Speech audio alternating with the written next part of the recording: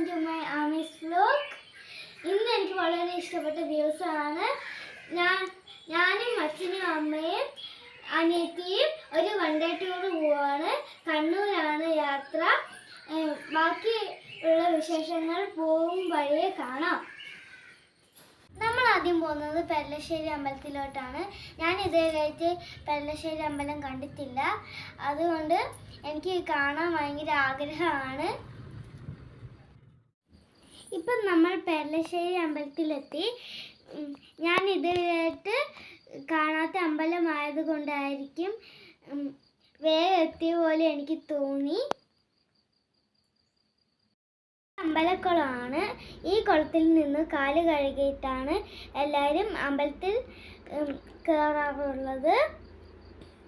ഈ കുളത്തിൽ കുറേ മീനുകളുണ്ട്. നമ്മൾ കാല് കഴുകാൻ ഇറങ്ങിയപ്പോൾ മീനുകളെല്ലാം കാലിൻ്റെ അടുത്തോട്ടേക്ക് വന്നു. നമ്മൾ കാല് കഴുകി അമ്പലത്തിലോട്ട് കയറുകയാണ്. കുളത്തിൽ നിന്നും കാല് കഴുകി അമ്പലത്തിലോട്ട് കയറുമ്പോൾ നാഗത്തറ കണ്ടു. അപ്പോൾ ഞാൻ അമ്മയോട് ചോദിച്ചു അതെന്താണ്. അമ്മ പറഞ്ഞു നാഗത്തിന് മുട്ട നേർച്ച കൊടുക്കുന്ന. നാഗത്തിന് മുട്ട മാത്രമല്ല നേർച്ച കൊടുക്കുന്നത്, നൂറും പാലും നേർച്ച കൊടുക്കും. പെരളശ്ശേരി അമ്പലത്തിൽ നിന്ന് കുറച്ച് ഫോട്ടോസ് എടുത്തു.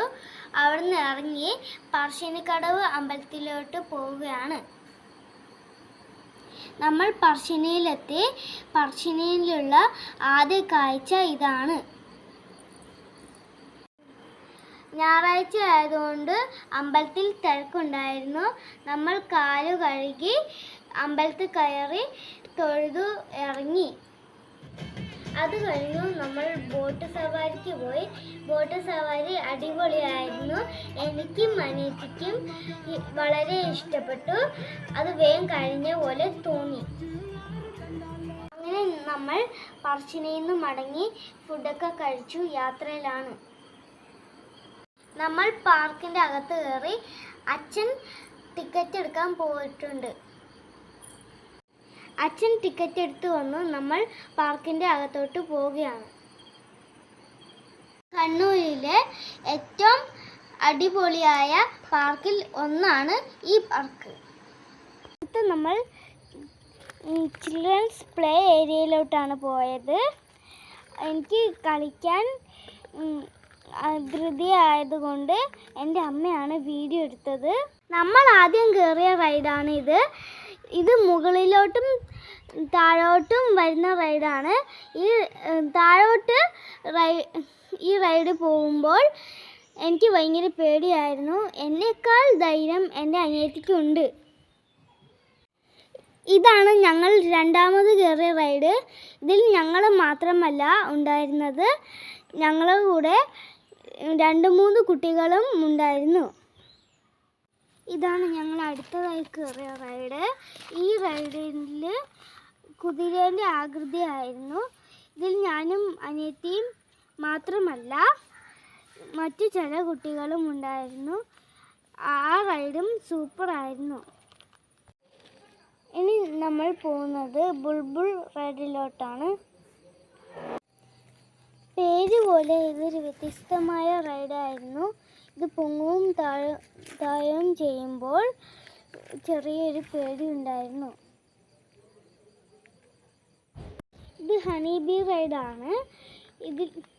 ഇത് തേനീച്ചേൻ്റെ ആകൃതിയുള്ള റൈഡാണ്.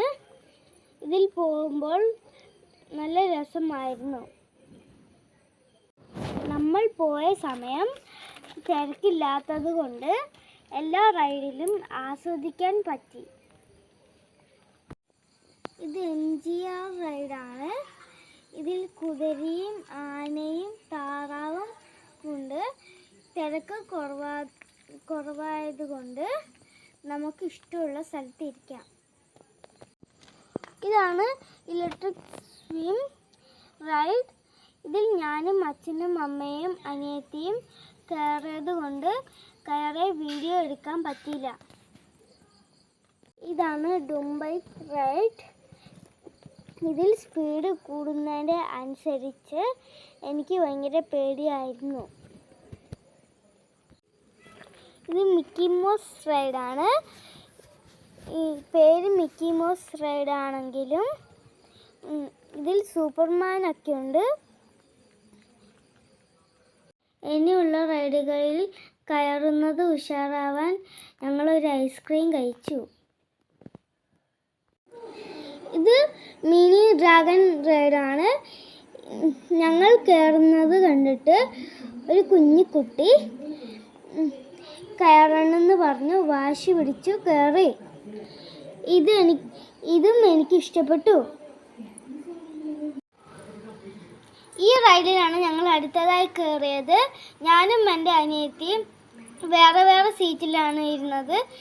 ഈ റൈഡിൽ പോകുമ്പോൾ ഭയങ്കര വെയിലായിരുന്നു. അടുത്ത ഞങ്ങൾ ട്രെയിൻ യാത്രയുള്ള റൈഡിലാണ് കയറിയത്. ഇതിൽ പുറമേ എടുക്കാൻ പറ്റിയില്ല. ഞങ്ങളെല്ലാവരും കയറിയത് കൊണ്ട് പുറമേ എടുത്തില്ല, അകമേ എടുത്തു. ട്രെയിൻ യാത്ര അതിമനോഹരമായിരുന്നു.